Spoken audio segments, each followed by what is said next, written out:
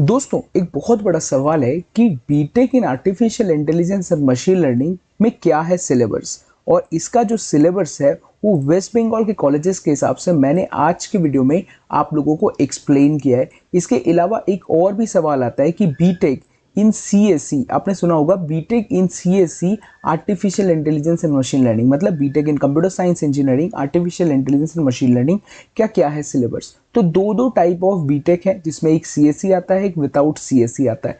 तो इन दोनों सिलेबस को आज की वीडियो में मैं डिस्कस करने वाला हूँ। मेरा नाम है विवेक। दोस्तों आप लोग मेरी चैनल को जो है अभी सब्सक्राइब कर सकते हो, वीडियो को लाइक कर सकते हो, कमेंट जरूर करना दोस्तों, और अपने फ्रेंड्स के साथ इसको शेयर करना। तो चलिए बढ़ते हैं आगे। और सबसे पहले तो दोस्तों हम लोग ए आई एम एल जो नॉर्मल होता है, देखिए यहाँ पर हम लोग सबसे पहले जो चीज़ को देखने वाले हैं वो है कि बीटेक जो ए आई एम एल नॉर्मल है उसका क्या है सिलेबस। तो देखिए दोस्तों सबसे पहले तो फर्स्ट ईयर जो होता है, फर्स्ट ईयर जो फर्स्ट सेमेस्टर होता है उसमें हर स्टूडेंट का, हर कोई भी ब्रांच हो, हर कॉलेज में एक ही चीज़ होता है, एक ही सिलेबस फॉलो किया जाता है। चाहे वो सीएससी पढ़ रहा हो, ईसी पढ़ रहा हो, इलेक्ट्रिकल मैकेनिकल जो पढ़े उसको जो है normal physics, mathematics, basic electrical engineering, ये हर चीज़ करनी पड़ेगी, वर्कशॉप करना पड़ेगा। और नॉर्मल उसके जो है क्रेडिट के ऊपर सब्जेक्ट्स बने रहते हैं। अब ये क्रेडिट्स क्या होता है, इसके अलावा दूसरी दूसरी चीज़ें क्या होती हैं, आपको एग्जैक्ट अभी समझ में नहीं आएगा, बट मैं आपको कह दूं जितना आपको क्रेडिट दिख रहा है इसका मतलब ये है कि उतना उस सब्जेक्ट का महत्व है उस पर्टिकुलर सेमेस्टर में। इसका मतलब ये है 4 क्रेडिट का मतलब होता है ज़्यादा इंपॉर्टेंट सब्जेक्ट है, 2 क्रेडिट का मतलब होता है उससे कम इंपॉर्टेंट सब्जेक्ट है। बट क्या हर किसी में पास करना है? हाँ, हर किसी में पास करना है, तभी जो है आप आगे बढ़ सकते हो। मतलब अगर आप बैकलॉग लेके भी आगे बढ़ सकते हो अगर आप किसी एक में फेल करते हो। बट आपको चीज़ें ध्यान रखनी है कि आप लोग जितना इसमें देख रहे हो, जैसे इसमें 3 है तो इसका मतलब है कि डिज़ाइन ग्राफिक्स वाले में ज़्यादा लेबोरेटरी में ज़्यादा मेहनत करनी पड़ेगी क्योंकि यहाँ पर ज़्यादा नंबर मिलेगा। तो चलिए बढ़ते हैं आगे। यहाँ पर हम लोग समझते हैं कि ये जो है सेकेंड सेमेस्टर में हमारा जो कोर्स है वो भी सबका, जो सारे स्टूडेंट्स हैं उनका सेम रहता है। बट एक ही चीज़ डिफरेंट है कि कुछ कुछ जो लोग होते हैं जो कोर डिपार्टमेंट में होते हैं उनका होता है कि केमिस्ट्री फर्स्ट सेमेस्टर में होता है, बट जो नॉन कोर होते हैं उनका जो है जैसे कि उनका सेकेंड सेमेस्टर में होता है। बस ये छोटा सा डिफरेंस आता है हर बार। तो चलिए बढ़ते हैं आगे। इसके पहले हम देखते हैं कि ये जो नंबर थर्ड सेमेस्टर है उसमें क्या होता है। तो थर्ड सेमेस्टर में देखिए, जैसे कि अगर हम मेन सीएससी की बात करें, कंप्यूटर साइंस इंजीनियरिंग की, उसकी जो इंपॉर्टेंट सब्जेक्ट है उसमें है जैसे कि data structures, algorithm, computer organisation. ये 2 सब्जेक्ट्स आप लोगों को कब पढ़ाए जा रहे हैं? जैसे पढ़ाए जा रहे हैं थर्ड सेमेस्टर में। तो थर्ड सेमेस्टर में आप लोग को जो मेन कंप्यूटर साइंस है उनके भी सब्जेक्ट्स लाए जा रहे हैं। और आपको यहाँ पर देख सकते हैं कि कोई भी आपका प्रोफेशनल कोर्स में नहीं आ रहा है। देखिए प्रोफेशनल कोर कोर्सेज में जो कोर्सेज हैं वो मेन सीएससी के ही कोर्स आ रहे हैं जो बहुत ही ज़्यादा इंपॉर्टेंट है। और इसके साथ साथ उन्हीं के जो है आप लोगों को देखने को मिल जाएंगे लैब। इसके साथ साथ दोस्तों बेसिक इंजीनियरिंग कोर्स में आपको एनालॉग डिजिटल पढ़ाया जाएगा जो हर बार पढ़ाया जाता है और हर किसी को पढ़ाना चाहिए। तो ऐसे में ये सारी चीज़ें, और इकोनॉमिक्स फॉर इंजीनियर्स आप सोच रहे होंगे ये किस लिए, बट ये भी इंपॉर्टेंट है। ह्यूमैनिटीज़ का एक सब्जेक्ट आपको कैरी फॉरवर्ड करना पड़ता है। और बेसिक साइंस कोर्स में आप देख सकते हैं कि ये AIML का स्पेशल कोर्स है, इसको कहते हैं लीनियर अलजेब्रा। अब लीनियर अलजेब्रा कहाँ काम आता है, जब आप लोग आगे बढ़ेंगे तो आप चीज़ों को समझ पाएंगे। तो बढ़ते हैं आगे। यहाँ पर हम लोग देखें कि नंबर 4th सेमेस्टर में, जैसे कि सेकेंड ईयर से आपको पता है आपका प्रोफेशनल कोर्स शुरू हो गया, तो उसी में देखिए प्रोफेशनल कोर्स में ही आपका डिस्क्रीट मैथमेटिक्स आता है। तो लीनियर अलजेब्रा आपने पढ़ा, फिर आपने पढ़ा डिस्क्रीट मैथमेटिक्स। उसी के साथ साथ आप लोग आर्टिफिशियल का बेसिक सीखेंगे कि आर्टिफिशियल इंटेलिजेंस होती क्या है। इसके साथ साथ 2 है ऑप्टिमल टेक्निक्स में आता है। तो दोस्तों ये जो आप लोग को कोर्सेज है डिस्क्रीट मैथमेटिक्स तो सीएससी में देखने को मिल जाएगा, बट ये जो आर्टिफिशियल इंटेलिजेंस का सब्जेक्ट है ये आपको 4th ईयर में देखने को मिलता है जब आप मेन सीएससी पढ़ते हैं तो। बट यहाँ पर आप लोग को सेकेंड ईयर में ही देखने को मिल जा रहा है। इसके साथ साथ ऑप्टिमल टेक्निक्स, ऑप्टिमाइजेशन टेक्निक्स आप देख रहे होंगे, ये भी एक प्रोफेशनल कोर्स है और ये सिर्फ AIML के लिए स्पेशली बनाई गई है। आप देख रहे होंगे कि इसके साथ में जो है कोड के साथ ये चीज़ें कैरी फॉरवर्ड हो रही हैं। इसके अलावा जो बायोलॉजी है, इन्वायरमेंटल साइंस है, ये सारी चीज़ें हर किसी को मिलेगा। ये आर्टिफिशियल इंटेलिजेंस वाला जो लैब है वो आप लोगों को मेन सीएससी में नहीं देखने को मिलता, चाहे आप 1 से 8 सेमेस्टर तक बात करें, बट यहाँ पर आप लोगों को ये चीज़ें देखने को मिल जाती हैं। इसके अलावा आप देखिए design analytics and algorithm lab, और यहाँ पर आप लोग को दिखेगा पाइथन इंजीनियरिंग का लैब। ये जो पाइथन प्रोग्रामिंग इंजीनियरिंग लैब है ये आप लोगों को मेन सीएससी में नहीं देखने को मिलता, बट यहाँ आपको स्पेशली देखने को मिलेगा। मेन सीएससी में आप जो भी लैंग्वेज चाहें उनसे आप प्रैक्टिस कर सकते हैं। और पाइथन के लिए कोई एक्स्ट्रा लैब नहीं होती, बट पाइथन के लिए क्लासेस होती हैं जहाँ पर आप पाइथन सीख सकते हो। बट इसके अलावा देखिए हम लोग यहाँ पर सेमेस्टर 5 में यहाँ पर प्रोफेशनल कोर कोर्स में आप लोग को प्रोबेबिलिटी एंड स्टैटिस्टिक्स को सिखाया जाता है। अब ये प्रोबेबिलिटी एंड स्टैटिस्टिक्स दोस्तों मैथमेटिक्स का ही पार्ट है और ये आप लोग को स्पेशली AIML के लिए अलग से बनाई गई है। अब ये बोल रहे होंगे क्यों ऐसा बनाया गया है? ऐसा इसलिए दोस्तों, ये सारी चीज़ें प्रोबेबिलिटी एंड स्टैटिस्टिक्स में कुछ मेजर चीज़ें हैं जो आपको artificial intelligence and machine learning में ज़रूर लगता है, बिकॉज विदाउट प्रोबेबिलिटी तो आर्टिफिशियल इंटेलिजेंस काम नहीं करता। इसके अलावा दोस्तों आप लोग बात करें प्रोफेशनल कोर कोर्स में आप लोग का ऑपरेटिंग सिस्टम आता है जो मेन CSE का one of the important subjects है। उसके अलावा ऑब्जेक्ट ओरिएंटेड प्रोग्रामिंग भी आपका मेन CSE का भी अच्छा कोर्स है और वो मेन CSE के जितने भी कोर्सेज हैं हमने अभी तक हमें स्क्रीन पर देख लिया। अब हमने क्या मिसिंग किया है वो भी हम आपको एंड में बताएंगे। तो AIML हम देख सकते हैं, इंट्रोडक्शन टू मशीन लर्निंग। अब ये क्या चीज़ है? ये भी आप लोगों को मेन CSE में पढ़ाया जाता है, बट ये इलेक्टिव सब्जेक्ट्स में होता है। आप चाहें तो चूज़ कर सकते हैं, नहीं चूज़ कर सकते हैं, और आपको 4th ईयर में मिलता है, बट इसके अलावा आपको 3rd ईयर में भी मिलता है। तो 3rd ईयर का ही तो पार्ट है ओवरऑल में।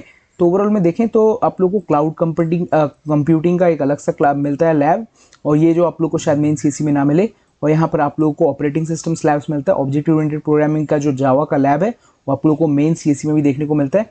और इसके अलावा जो है AIML के लिए अलग से आपको मशीन लर्निंग का लैब मिल जाता है। और आप देख सकते हैं इन सारे लैब्स में आपको बहुत ही अच्छे 2 नंबर के क्रेडिट्स मिलने वाले हैं। तो ये बहुत ही इंपॉर्टेंट सब्जेक्ट्स में से एक आता है। अब बात करते हैं दोस्तों हम लोग के यहाँ पर 3rd ईयर में आप लोग को क्या पढ़ाया जाएगा। तो 3rd ईयर में ऐसा इंपॉर्टेंट आपको मशीन लर्निंग के एप्लीकेशंस पढ़ाए जाएंगे जो एक अलग सा कोर्स है, आप लोगों को मेन CSE में नहीं देखने को मिलेगा। डीप लर्निंग ये आप लोग को इलेक्टिव सब्जेक्ट्स में मिलता है, one of the important subjects हैं। डीप लर्निंग क्या होता है अगर आपको नहीं पता तो मैं आपको समझा दूं बेसिक में। जैसे कि हम लोग अपना कंप्यूटर यूज़ करते हैं, हमने कुछ सर्च किया, हमने सोचा कि सर्च किया एक न्यू मोबाइल, और न्यू मोबाइल से हमें रिकमेंड होने लगता है। ऐसा इसलिए होता है दोस्तों, डीप लर्निंग क्या करता है, नर्व्स के हिसाब से काम करता है, हमें ट्रैक करता है कि हम जो है कैसा एक्टिविटी कर रहे हैं, उसके हिसाब से हमें रिकमेंड करना चीज़ें शुरू कर देता है। इसे कहते हैं डीप लर्निंग। एक बेसिक में आप समझिए। सॉफ्ट कंप्यूटिंग भी होता है। इसके अलावा जो है ये सारे प्रोफेशनल कोर्स हैं। प्रोफेशनल इलेक्टिव सब समझ रहे होंगे। अब ये इलेक्टिव क्या चीज़ है? प्रोफेशनल इलेक्टिव ये होता है कि आप लोगों को मिलता है कि आप इनमें से कोई एक चूज़ करें। अब देखिए बिग डेटा चूज़ कर सकते हैं, डेटा माइनिंग चूज़ कर सकते हैं। अभी जो डेटा माइनिंग है वो मेन CSE में एक इंपॉर्टेंट सब्जेक्ट है और इसको आपको पढ़ना पड़ता है। इसके अलावा मेन CSE में आप लोग को डेटाबेस मैनेजमेंट सिस्टम, ये जो देख रहे हैं इसे कहते हैं DBMS। इसका आपका बहुत बड़ा यूज़ है जब आप लोग प्लेसमेंट्स में बैठते हैं, तो इसलिए जो है डेटाबेस मैनेजमेंट सिस्टम आपको पढ़ना ही पड़ता है। तो आप लोग यहाँ पर भी चूज़ कर सकते हैं। इसका मतलब ये है दोस्तों कि जो मेन CSE के इंपॉर्टेंट सब्जेक्ट्स हैं वो भी आपको पढ़ाए ही जाएंगे, बट वो आपको इलेक्टिव में मिलेगा। और जितने जो इलेक्टिव सब्जेक्ट्स यहाँ पर जो हमारे मेन CSE में, वो आप लोग को कुछ सब्जेक्ट्स यहाँ पर जो है कंपल्सरीली पढ़ाए जा रहे हैं। बस इतना सा डिफरेंस आप लोगों के लिए क्रिएट किया गया है। इसके अलावा जब मेन CSEs में आप लोग देखें तो ये E-कॉमर्स, CRP, इंफॉर्मेशन टेक्नोलॉजी। अब ये इंफॉर्मेशन टेक्नोलॉजी एंड कोडिंग जो है वो IT का one of the important subjects है और यहाँ पर जो है अलग से मिलता है। ये कंप्यूटर एडेड डिज़ाइन है। अब कंप्यूटर एडेड डिज़ाइन के ऊपर भी एक इंजीनियरिंग कोर्स है जो आप लोगों को कुछ कुछ कॉलेजेस में देखने को मिलेंगे, जैसे कि BC रॉय इंजीनियरिंग कॉलेज। अब डिजिटल सिग्नल प्रोसेसिंग जो है one of the important subjects है, वो आप लोगों को यहाँ इलेक्टिव में देखने को मिलता है, बट आप लोग को यहाँ पर अगर देखें तो मेन CSEs में आपको नॉर्मली देखने को मिल जाएगा। अब ये रोबोटिक्स है, IoT है, इसमें भी आप चूज़ कर सकते हैं। प्रोजेक्ट एंड एंटरप्रेन्योरशिप आप लोग का इंपॉर्टेंट सब्जेक्ट्स हैं। इसके अलावा दोस्तों कंप्यूटर विजन आप यहाँ पर देख रहे होंगे, ये भी आप लोग का इंपॉर्टेंट सब्जेक्ट बन जाता है। तो हर एक सब्जेक्ट जो मेन CSEs में है वो आपको यहाँ देखने को मिल जाएगा, बट कुछ सब्जेक्ट्स आप लोग को इलेक्टिव में देखने को मिलेंगे। चलिए हम इस चीज़ को, कॉन्सेप्ट को समझ लिए। और ये 8th सेमेस्टर में भी आप लोग यहाँ पर चीज़ों को देख सकते हैं। जैसे एथिक्स जो होता है आप लोग का मेन CSEs में नॉर्मली पढ़ाया जाएगा। हर एक चीज़ को आपको VLSI सीखने का मौका मिलेगा। आप लोगों को जो है एंटरप्रेन्योरशियल स्किल्स और नॉर्मल चीज़ें आप लोग को देखने को मिल जाएंगी। तो सिलेबस के हिसाब से हम अगर देखें तो CSE और इसमें हमें ज़्यादा डिफरेंस देखने को नहीं मिलता, बट हाँ कुछ सब्जेक्ट्स हमें ज़रूर नहीं देखने को मिलते। बट क्या वो इंपॉर्टेंट सब्जेक्ट्स हैं जो हमें देखने को नहीं मिलते? नहीं, वो सारे जो professional course and good subjects हैं जो आप लोगों को CSE में पढ़ने को मिलेगा वो हमें नॉर्मल AIML में देखने को मिलता है। बट अगर हम इसको CSE में देखें दोस्तों तो हमें और भी बेहतरीन चीज़ें देखने को मिलेंगी। तो इसका मतलब ये है, चलिए शुरू करते हैं। सबसे पहले जो है आप लोग को फर्स्ट ईयर में तो हर वो चीज़ जो आप लोग को नॉर्मली देखने को मिलता है वो आप लोग को यहाँ भी देखने को मिल जाएगा। तो देखिए हर एक चीज़ सेम है, exact to the same, ditto copy paste है first semester and second semester. इसके बाद जो है हम आगे बढ़े तो यहाँ पर हम देख सकते हैं सिमिलरली एनालॉग डिजिटल हमें पढ़ाया जा रहा है, इंपॉर्टेंट सब्जेक्ट है। Data structure algorithm computer organisation, linear algebra, हर वो चीज़ जो वहाँ पर थी वो हमें यहाँ पर सेम टू सेम देखने को मिल जा रहा है। Discrete mathematics, artificial intelligence, optimisation techniques, design analysis and algorithm. अब ये देखिए डिज़ाइन एनालिसिस एंड एल्गोरिदम, अब ये क्या चीज़ है, ये आपको वहाँ देखने को नहीं मिला था। अब ये आप लोगों को ECE पढ़िएगा, CSE पढ़िएगा तो आपको देखने को मिल जाएगा। अब ये जो है डिज़ाइन एनालिसिस एंड एल्गोरिदम भी इंपॉर्टेंट सब्जेक्ट है और ये पार्ट बनता है आप लोगों का जो अपना डेटा सेट एल्गोरिदम बना उसके बाद। इसके बाद दोस्तों आप लोग को यहाँ पर पाइथन का लैब देखने को मिल जाता है। आई एम सॉरी, लास्ट में भी हमने बताया कि पाइथन का लैब आपको देखने को नहीं मिलेगा, आपको पाइथन का लैब हर जगह देखने को मिल जाता है। मेन CSEs में अगर आप ECE ये सब पढ़ते हो तो पाइथन का लैब आपको देखने को नहीं मिलता, पर आप पाइथन अलग से सीख ही सकते हो। Probability and statistics, operating system जो इंपॉर्टेंट सब्जेक्ट है आपको मैंने ऑब्जेक्ट ओरिएंटेड प्रोग्रामिंग इंपॉर्टेंट है। इसके अलावा इंट्रोडक्शन टू मशीन लर्निंग, आप देख सकते हैं हर एक चीज़ सेम है। इसके अलावा इंडस्ट्रियल मैनेजमेंट, क्लाउड कंप्यूटिंग में आप चूज़ कर सकते हो तीनों में से। इसके अलावा आप लोग को हर चीज़ देखने को मिल जा रहा है सेम टू सेम, और मशीन लर्निंग का लैब अलग से। सॉफ्ट कंप्यूटिंग आप लोग को लैब अलग से मिलता है यहाँ पर 6 सेमेस्टर में सॉफ्ट कंप्यूटिंग, डीप लर्निंग आप देख रहे हो। इसके अलावा मशीन लर्निंग एप्लीकेशंस, हर एक चीज़ डिट्टो कॉपी पेस्ट है।